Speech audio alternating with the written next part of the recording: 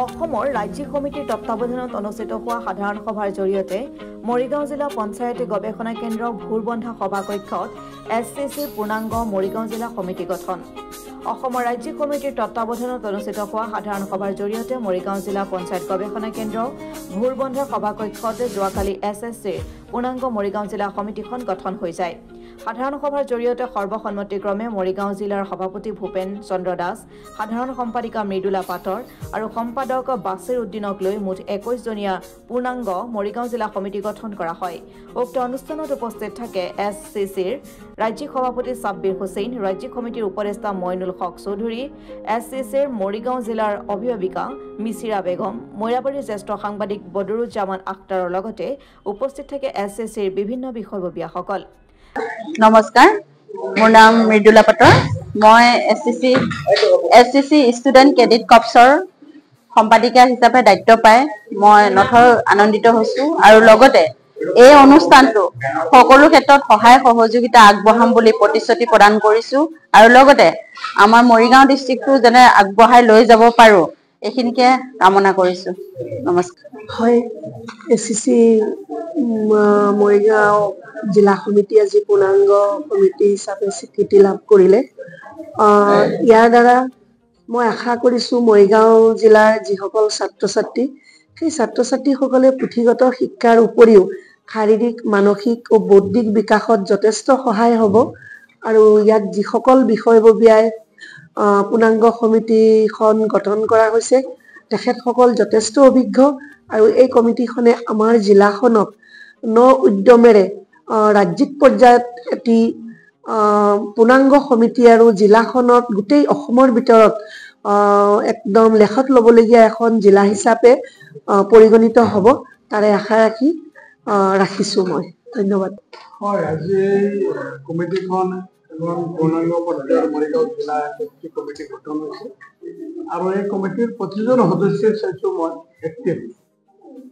যে অনলি পুথিগত শিক্ষাই নহয়, পুথিগতৰ উপৰিও যিটো মানসিক, দৈহিক, বৌদ্ধিক, সাংস্কৃতিক ধৰণৰ শিক্ষাই SCCৰ জৰিয়তে দিয়া হ'ব। গতিকে ইয়াত যাতে সকলো অনুষ্ঠান, শিক্ষানুষ্ঠান, প্ৰতিষ্ঠান তেওঁলোকে যাতে এই কমিটিৰ লগত সহায় কৰি তেওঁলোকৰ এই SCCক যাতে অগ্ৰগতি দিশত কাম কৰিব সুবিধা দিয়ে, তাৰ কাৰণে মই সকলোকে আন্তৰিক অভিনন্দন জনাই সামৰণি মাৰিছোঁ। আজি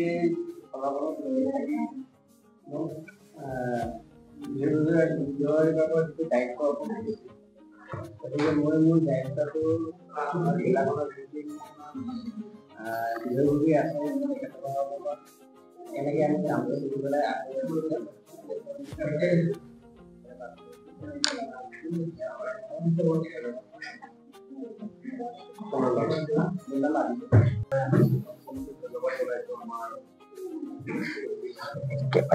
এক ছেকেণ্ড বাহিৰত নৰখাওঁ, মই এটা প্ৰগ্ৰেমৰ কাৰণে হাহাকাৰ কৰি আছোঁ।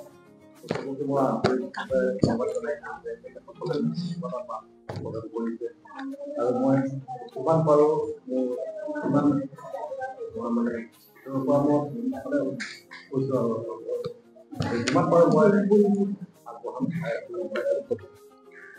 নিশ্চিতভাৱে অসমবাসী ৰাইজে জানে, অসমবাসী ৰাইজৰ এটি আপোন অনুষ্ঠান, ৰাজ্যিক পৰ্যায়ৰ শিক্ষামূলক স্বেচ্ছাসেৱী যুৱকীয় অনুষ্ঠান student credit corps SCC Assam ৰাজ্যিকে অসমৰ বুকুত দেশ মাতৃৰ সেৱাৰ্থে, অসমৰ শিক্ষাৰ্থীসকলৰ সেৱাৰ্থে, জনগণৰ কল্যাণাৰ্থে 2018 বৰ্ষৰ পৰাই আমি আমাৰ সেৱাসমূহ আগবঢ়াই আহিছোঁ। আমি বিশেষকৈ শিক্ষাৰ্থীসকলক পুথিগত শিক্ষাৰ উপৰিও শাৰীৰিক, মানসিক, নৈতিক আৰু আধ্যাত্মিক দিশত ছাত্ৰ ছাত্ৰীসকলক আগবঢ়াই লৈ যোৱাৰ প্ৰতিশ্ৰুতিৰে তেখেতসকলক প্ৰশিক্ষণ পদ্ধতিৰে আমি ছাত্ৰ ছাত্ৰীসকলক আগবঢ়াই লৈ যাওঁ আৰু তাৰ কাৰণে আমাৰ বিভিন্ন জিলাৰ গাঁও অঞ্চলৰ প্ৰতিভা থকা ছাত্ৰ ছাত্ৰীসকলক ৰাজ্যিক ভিত্তিত এটি মঞ্চ দিয়াৰ প্ৰয়াসেৰে আমি SCC অসম ৰাজ্যিকে গোটেই অসমত আমি আমাৰ কামসমূহ সমাপন কৰি আছোঁ। আৰু আপোনালোকে অৱগত যে তাৰ কাৰণে আমাৰ প্ৰত্যেকখন জিলাত যদি গাঁও অঞ্চলৰ যিসমূহ আমাৰ প্ৰতিভা আছে সেই প্ৰতিভাসমূহ যদি আমি ৰাজ্যিক পৰ্যায়লৈকে আনিব খোজো তেতিয়াহ'লে আমাৰ প্ৰত্যেকখন জিলাত জিলা সমিতিটো আটাইতকৈ গুৰুত্বপূৰ্ণ গতিকে তাৰ কাৰণে আমাৰ প্ৰায় অসমৰ কেইবাখনো জিলাত আমাৰ সক্ৰিয় জিলা সমিতিসমূহ আছে আৰু এইবাৰ আমি এক নতুন ৰূপেৰে 2025 বৰ্ষৰ এছচিচি অসম ৰাজ্যিকৰ কেইবাটা নতুন নীতি নিয়মেৰে আমি আমাৰ সকলো জিলা সমিতিসমূহ সক্ৰিয় কৰিব বিচাৰিছো আৰু একাংশ শিক্ষিত যুৱকৰ দ্বাৰা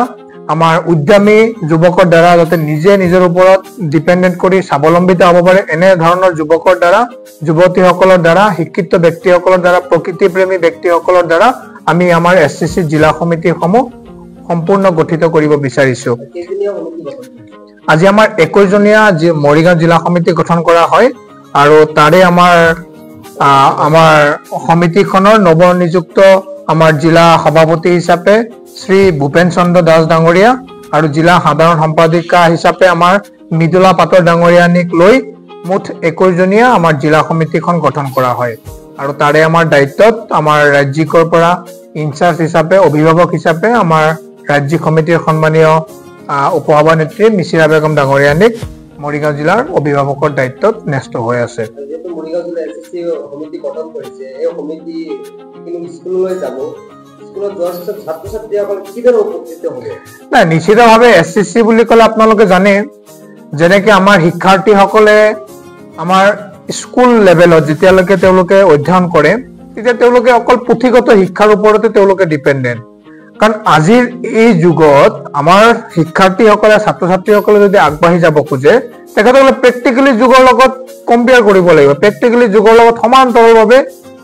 তেওঁলোকে আগবাঢ়ি যাব লাগিব আৰু যাৰ কাৰণে নেকি পুথিগত শিক্ষাৰ উপৰিও শাৰীৰিকভাৱে তেওঁলোকে আগবাঢ়ি যাব লাগিব মানসিকভাৱে তেওঁলোকে মানসিক জ্ঞান তেওঁলোকৰ থাকিব লাগিব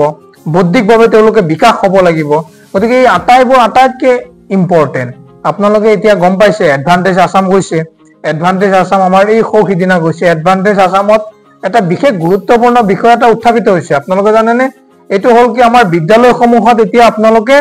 স্কিল ডেভেলপমেণ্টৰ চেণ্টাৰ বনাব অৰ্থাৎ কেন্দ্ৰীয় চৰকাৰে হওক ভাৰত চৰকাৰে হওক তেখেতসকলে নতুন শিক্ষা নীতি অসমত গোটেই ভাৰতবৰ্ষত প্ৰণয়ন কৰি অকল শিক্ষাৰ্থীসকলক যিটো পাঠ্যক্ৰমৰ শিক্ষা সেই পাঠ্যক্ৰমৰ শিক্ষাৰ সমান্তৰালকৈ শিক্ষাৰ্থীসকলে ভাল পায় যিসমূহ ক্ৰীড়াৰ দিশত সাংস্কৃতিক দিশত বা অন্যান্য তেওঁলোকে যিসমূহ প্ৰতিভা থাকে সেই প্ৰতিভাসমূহ বিকাশ কৰাৰ কাৰণে চৰকাৰেও ভাল ইনিচিয়েটিভ লৈছে চৰকাৰে ভাল পদক্ষেপ লৈছে গতিকে এই চেগতে মই চৰকাৰকো ধন্যবাদ জনাইছো আৰু অসমৰ মাননীয় মুখ্যমন্ত্ৰী ডক্টৰ হিমন্ত বিশ্ব শৰ্মা ডাঙৰীয়াক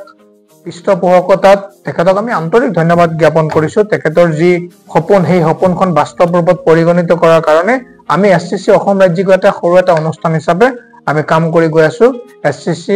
মাননীয় মুখ্যমন্ত্ৰী মহোদয়ৰ আশীৰ্বাদ আছে মাননীয় মুখ্যমন্ত্ৰী মহোদয়ৰ আশীৰ্বাদ লৈ আমি এছচিচিয়ে ন দিগন্তৰে মাতৃভূমিৰ সেৱাৰ্থে দেশ মাতৃৰ সেৱাৰ্থে অসমৰ জনগণৰ সেৱাৰ্থে আমি আমাৰ কৰ্তব্যসমূহ পালন কৰি যোৱাৰ প্ৰতিশ্ৰুতিবদ্ধ লাহৰীঘাটৰ পৰা মেহবুব আনোৱাৰৰ ৰিপৰ্ট অসম টুডে